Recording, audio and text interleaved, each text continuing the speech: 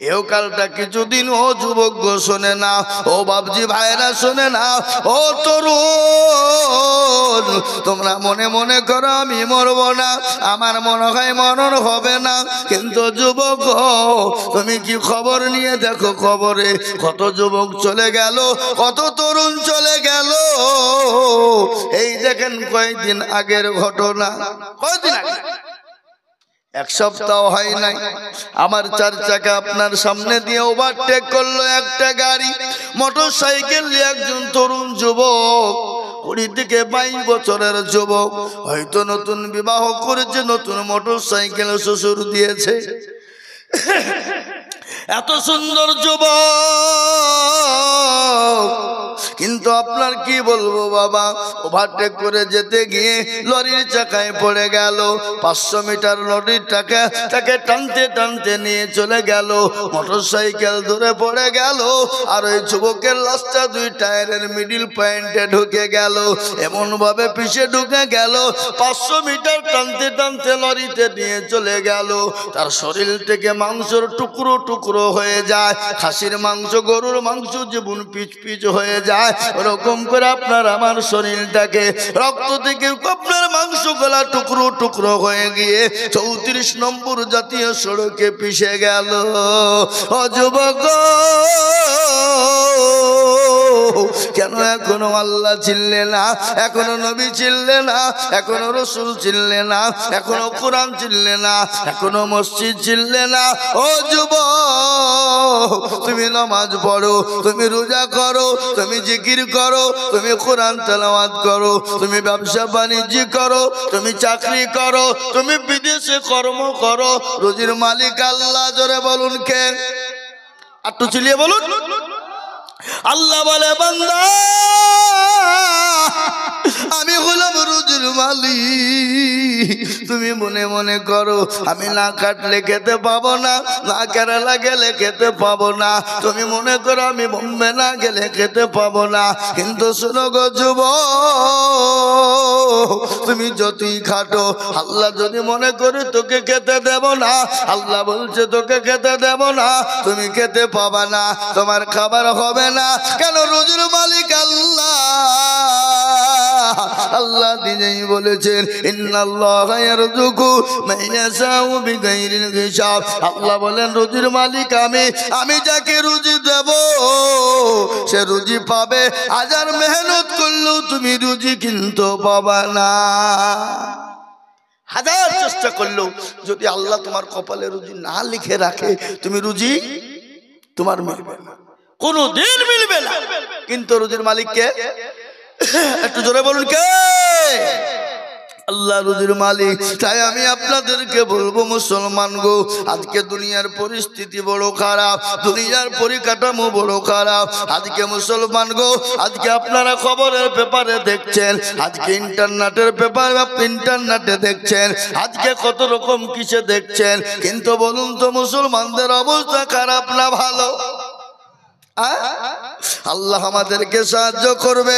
আমাদের কাছে তো কোন রকম পরমাণু নাই, আমাদের কাছে অস্ত্র শস্ত্র নাই, আমাদের কাছে লাঠি সোটা নাই, কিন্তু আমাদের পাশে একজন আছে যিনি হলেন আমার আল্লাহ।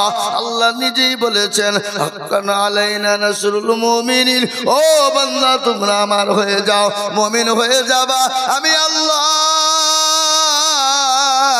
তোমাদেরকে হেফাজত করব, আমি আল্লাহ তোমাদেরকে দুনিয়াতে হেফাজত করব, ওই জালিম কাফের অত্যাচারীর হাত থেকে তোমাদেরকে বাঁচাবো। জালিম অত্যাচারের হাত থেকে আল্লাহ বাঁচিয়ে আমাদেরকে নেবে যদি আমরা আল্লাহ হয়ে যাই। এ বাবা, একটা কথা বলুন দেখি, জালিমের কোনো ক্ষমতা আছে? অত্যাচারের কোনো ক্ষমতা আছে? পৃথিবীতে ফেরাউন দুনিয়ার জমিনে এসেছিল, ফেরাউন তো নিজেকে খোদাই দাবি করেছিল, উনি বলেছিলেন আমি খোদা, আমাকে তোমরা প্রভু বলে মেনে নাও, আমাকে আল্লাহ বলে মেনে নাও, সবাই তাকে বলেছিল। কিন্তু বাবা, তার বিবি আসিয়া তাকে বলেছিল স্বামী গো আমি আপনাকে স্বামী ছাড়া কোনো রকম ডাকতে পারবো না।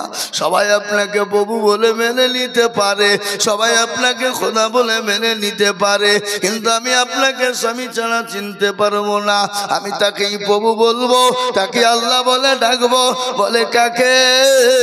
যিনি রাতের মালিক, যিনি দিনের মালিক, যিনি দিনকে রাত বানায়, যিনি রাতকে দিন বানায়, যিনি সারা পৃথিবীর মালিক, আমি তাকে ছাড়া কোন রকম মেনে নিতে পারবো না।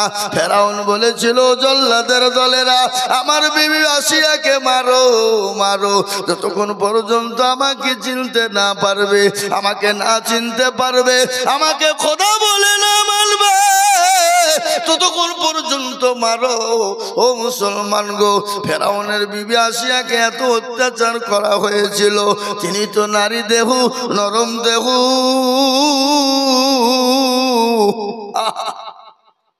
নারী দেহু, নরম দেহু, তাকে প্যারাকের ওপর শুইয়ে দেওয়া হলো। প্যারাক বুঝেন না আপনারা? প্যারাক, এ বাবা, কাঠের ওপর প্যারাক আপনার সাজানো হলো, কাঠের ওপর প্যারাক কাটাকে সাজিয়ে দেওয়া হলো। নারী দেহ নরম দেহ লঙ্গা করে দিয়ে আসিয়াকে আপনার প্যারাকের উপর শুইয়ে দেওয়া হলো।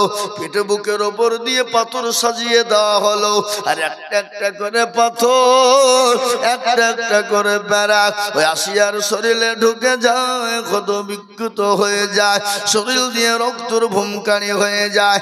আল্লাহ বলেন ও ফেরেশতা,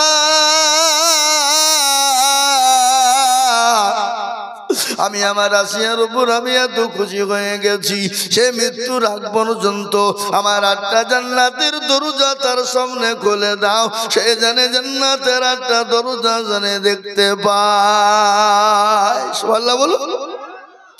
মুসলমান দরদি,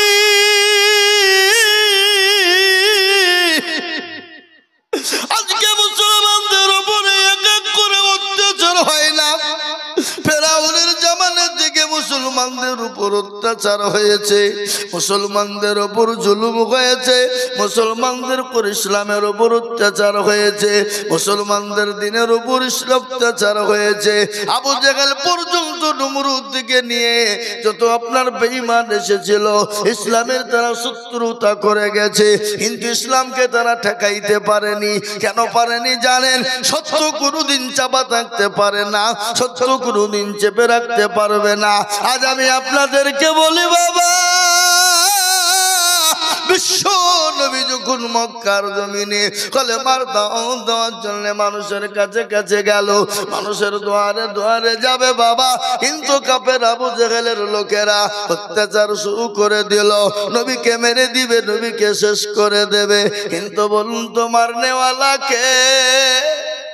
একটু চিল্লিয়ে বলুন, মারনেওয়ালা আল্লাহ, জিন্দা রাখনেওয়ালা কে? আল্লাহ নবীকে মারার কত রকমের ষড়যন্ত্র তৈরি হলো।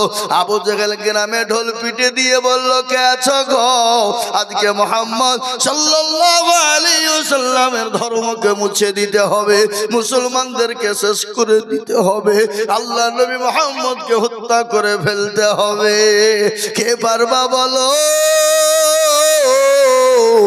ওই মজলিসের ভিতরে বলা, কিন্তু কেউ তো উঠে না, কেউ তো নবীকে মারার সাহস করে না।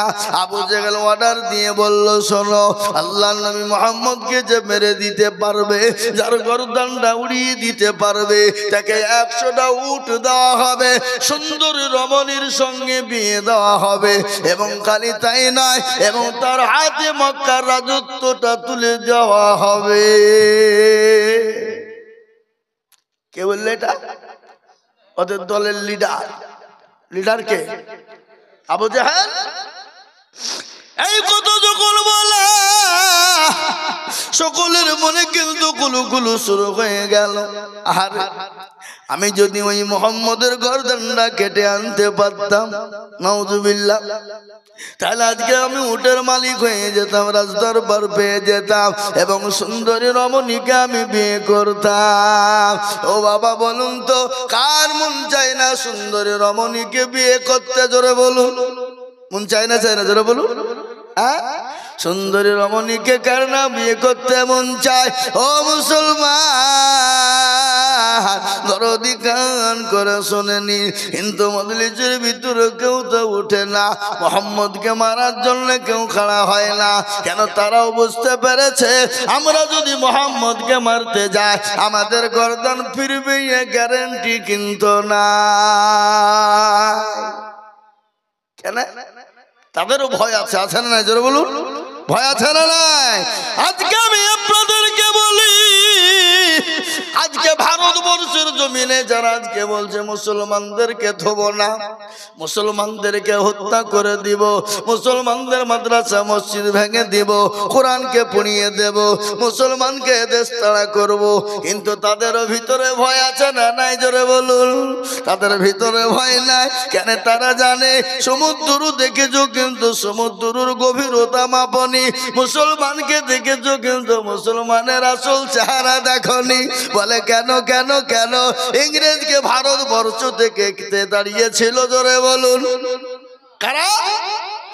ইংরেজকে যখন ভারতবর্ষ থেকে তাড়িয়ে দিতে পেরেছে, তাহলে যারা আজকে ইসলামকে নষ্ট করে দিতে চায়, মুসলমানকে নষ্ট করে দিতে চায়, তারাও কিন্তু 100 বার ভাববে যে না, মুসলমানদেরকে মতো সহজে তার লড়া যাবে না। কেন? মুসলমানদের পাশে কেউ নাই, কিন্তু একজন তাদের পাশে আছে, এটা তারা জানে, তার পাশে হলো আল্লাহ। সুবহানাল্লাহ বলুন। আল্লাহ আমাদের পাশে আছে না নাই? জোরে বলুন। আবু জাহেল বলল, কে তো মুহাম্মদের গর্দান কেটে দিবা? ওই মজলিসের ভিতরে কেউ কিন্তু ভয়ে ওঠে না। বীর পালোহান বাঘের বাচ্চা একজন আপনার পালোহান খাড়া হয়ে উঠে গেল। কি নাম তার? কে জানেন? হযরতে ওমর। সে তো তখন মুসলমান হয় না, সে তো মুসলমান হয়নি তো, সে বেকলমাওয়ালা বেদিন ছিল, কিন্তু তারা আরবি বুঝতে পারলেন না? পারলেন? আরবি বুঝতো না? আল্লাহু আকবার। আল্লাহর নবীকে মারার জন্য আবু জাহেল ওমর উঠে বলল, কত বড় বেহায়া লিলজ, আল্লাহর নবীকে মারবে ওমর। আবু জাহেল বলে, ওমর গো, ওমর আমি জানি মুহাম্মদের গর্দান উড়িয়ে দেওয়ার মতন কারো ক্ষমতা নাই, তুমি ছাড়া কেউ মারতে পারবে না। ওমর তুমি যাও, তুমি মুহাম্মদের গর্দানটা আমার হাতে তুমি এনে দাও। আবু জেহেলকে ওমর বলছে, ওয়াদা যা করেছো ওয়াদা ঠিক হবে তো? ফেলোয়ার হবে না তো? বলে কোনো টেনশন নাই, কোনো চিন্তা নাই। কিন্তু কাফেরদের মধ্যে ওয়াদা করলে ওয়াদা তারা ভঙ্গ করতো না, ওয়াদা করলে ওয়াদা কিন্তু খেলাপ করতো না। কিন্তু আমাদের মুসলমানদের ভিতরে অনেক মানুষ আছে ওয়াদা করে ওয়াদা খেলাপ করে না, কথা কয় না। আল্লাহ নবী বলে দেখেছি, ওয়াদা যারা করে তারা ওয়াদা যদি পূরণ না করে, এ দেখেন মুফতি সাহেব সভাপতি জিজ্ঞাসা করালেন, ওয়াদা খিলাফ করা বড় গুনাহ বাবা, আল্লাহ মাফ করবে না যতক্ষণ ওয়াদা খিলাফ আপনি পূরণ না করবেন। আজকে আমাদের ভিতরে বহুত ওয়াদা করি, কিন্তু ওয়াদা করে আমরা পুরা করতে পারি না, না চাই না, অবহেলা। মুসলমান দরদি, মাকে সাউন্ড কমাইলে নাকি গো? একটু বাড়াও। আল্লাহু আকবার। আল্লাহর বান্দা দিনদার ইমানদার কলমাওয়ালা শুনেলেন, ওমর কিন্তু নবী মুহাম্মদ সাল্লাল্লাহু আলাইহি ওয়াসাল্লামকে মারার জন্য উলঙ্গা তরবারি হাতে করে নিয়ে যাবে। ইতিমধ্যে নবীর একজন সাহাবা তার সঙ্গে দেখা হয়ে গেল, সঙ্গে সঙ্গে বলে, ওমর গো তুমি উলঙ্গা তরবারি নিয়ে কোথায় যাবা? বলে মুহাম্মদ সাল্লাল্লাহু আলাইহি ওয়াসাল্লামের গর্দান উড়ানোর জন্য। সঙ্গে সঙ্গে নবীর সাহাবা বলেন, কে রে বেহায়া ওমর? ও ওমর, তোমার মতো বেহায়া লিলজ্জ আসমানের উপরে নিচে জমিনের উপরে কেউ না। কে তুমি কে? বলে আমি হলাম একজন নবীর সাহাবা, আমার নাম হলো নাঈম। বলো তুমি কি খবর, তুমি কোথা থেকে আসছো? বলে আমি মুহাম্মদ সাল্লাল্লাহু আলাইহি সাল্লামের সাহাবা। ইমানের কত ভোল্টেজ, ইমানের কত দাম, ইমানের কত মজবুত বাবা। নতুন মুসলমান হয়েছে, তরবারির সামনে চকচক করে কিন্তু ভয় করে না, মৃত্যুর পরোয়ানা করে না। কেন মুসলমান মৃত্যুর পরোয়ানা করে না? কেন মুসলমানরা জানে যদি ইসলামের জন্য আমরা জিহাদ করতে গিয়ে মারা যায় আমরা শহীদের মর্যাদা পেয়ে যাব, আর যদি দুনিয়াতে বেঁচে যায় আমরা গাজী হয়ে যাব। এটা মুসলমানরা জানে, কিন্তু এই জন্য মুসলমানরা মৃত্যুর ভয় করে না।